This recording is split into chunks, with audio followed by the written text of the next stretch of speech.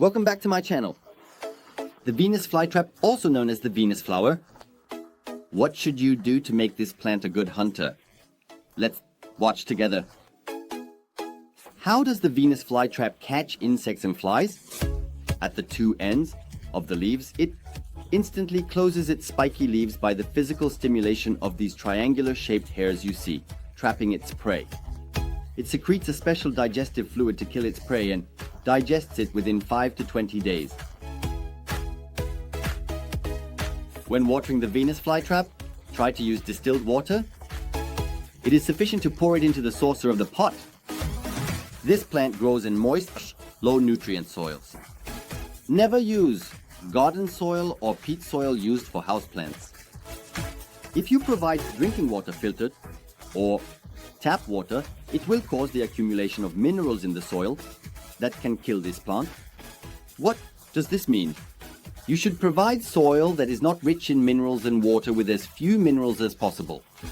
You cannot grow this plant if you provide fertilizer and tap water. You can use pure water, iron water, or water from the air conditioner. You can use a mixture of peat moss and perlite as soil. When choosing the product, make sure it is suitable for carnivorous plants. Stay away from enriched products used for orchids. The Venus flytrap has evolved to obtain nutrients it cannot get through its roots. It has adapted to catch its prey with its traps. The plant meets all its needs thanks to its traps. It should receive at least 4 or 5 hours of sunlight during the day. Keep your plant in a bright place during the remaining time as well, so that the photosynthesis period is at a high level.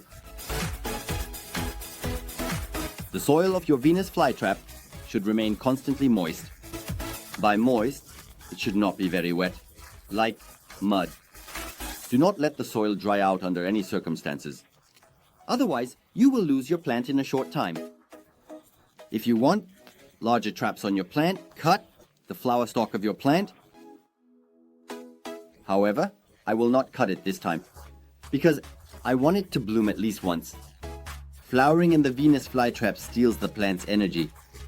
If you cut the flower stalk, the plant will use this energy to grow itself and even produce better leaves and traps.